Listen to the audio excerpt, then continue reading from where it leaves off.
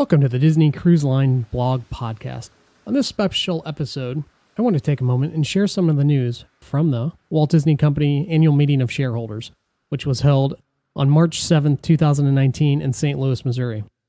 Now, I'll be honest with you, I fully expected this to be the event where Disney announced at least one, two, or maybe all three of the ships, the new ship orders names, as well as a little talk about the new island in the Bahamas, Lighthouse Point.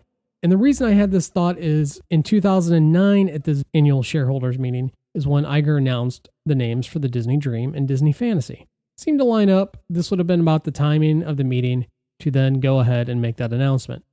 However, I completely looked past the biggest potential announcement they could have made today.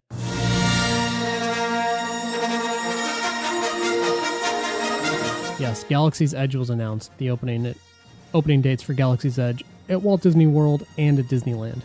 So it kind of makes sense that that's going to be the news for today. And we'll just have to wait for another day for Disney Cruise Line to announce the names of the new ships, new ship, island, and more details on that.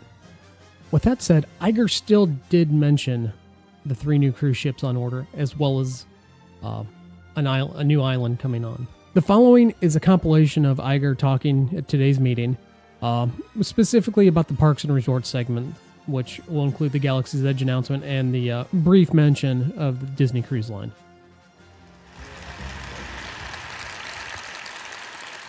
Good morning. Now, as many of you know, we hold our shareholder meeting in a different city every year, and this year we're in a place with a deep connection to our company. Walt Disney spent what he called the best years of his childhood just a couple of hundred miles away in Marceline. And he opened his first animation studio in Kansas City, all of which makes being here today quite special.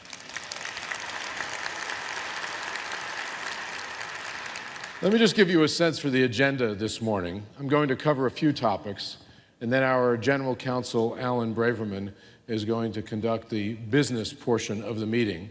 And then I'm going to return to share some exciting things with you, and then we'll open the floor to questions. Now for the entertainment portion of our meeting. Now, turning to our parks and resorts, I've got some very exciting news to share with all of you. We're nearing completion of Star Wars Galaxy's Edge in Anaheim and in Orlando, which are by far the largest lands that we have ever built.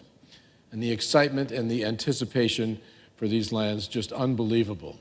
And in light of the tremendous demand, we're going to let guests explore those lands a bit earlier than we had originally planned. And so I'm happy to announce that Star Wars Galaxy's Edge is going to open up at Disneyland on May 31st, and then at Disney World on August 29th. Now, wait, there's more. On opening day, we'll transport guests to a galaxy far, far away to live their own Star Wars adventure, exploring the planet Batuu and mingling with famous and some infamous characters, hanging out at the cantina, building a droid, or flying the fastest hunk of junk in the galaxy in our phenomenal Millennium Falcon Smuggler's Run attraction. And that's just the first phase. We're going to have a second big opening later in the year when we debut the land's second big e-ticket attraction, which we're calling Star Wars Rise of the Resistance.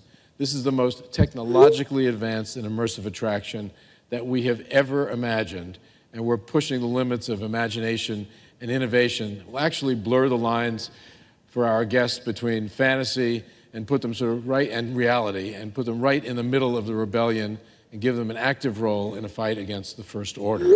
Now, no one has ever attempted anything of this magnitude, and so it's somewhat daunting even by our standards, but we're really proud of what we're building at Star Wars Galaxy's Edge, and words simply can't do it justice, which is why I brought you an exclusive video peek at just what we're building. Enjoy.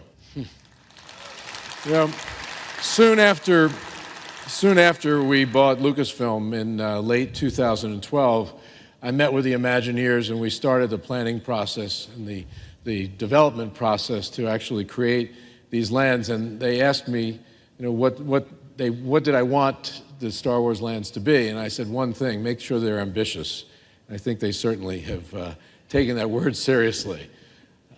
Now, as you know, Walt Disney famously said that Disneyland would never be completed as long as there is imagination left in the world, and we apply that same view to all of our parks and resorts around the world. So with that in mind, let me just give you a sense for what's going on. We're currently transforming Epcot, and we're adding a Tron-inspired roller coaster in the Magic Kingdom in Orlando. That's just like the one that's in Shanghai, actually, for those of you who have visited Shanghai Disneyland. We're also building a new Marvel-themed land at Disney's California Adventure, and we're creating our first ever Zootopia-themed land in Shanghai. And we're opening a Marvel-themed hotel and adding more Star Wars and Frozen content at Disneyland Paris. And then in Hong Kong, we're reimagining the castle, and we're expanding the Marvel presence and adding a new Frozen experience as well. We're also bringing Beauty and the Beast to Tokyo Disneyland. We're building a new Toy Story-themed hotel there.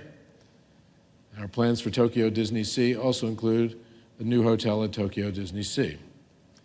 And we're also extremely excited about 3 spectacular new cruise ships that are on the way.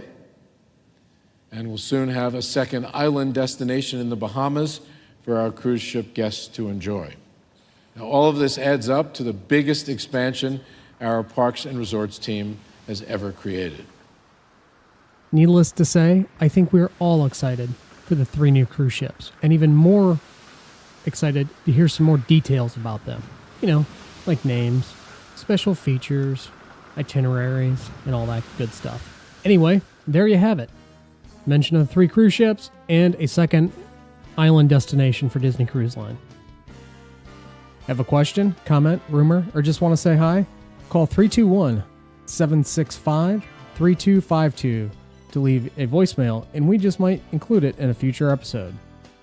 You can reach us via the comments section on the website, email at contact@disneycruiselineblog.com, Twitter @thedclblog, and Facebook, facebook.com/Disney Cruise Line Blog.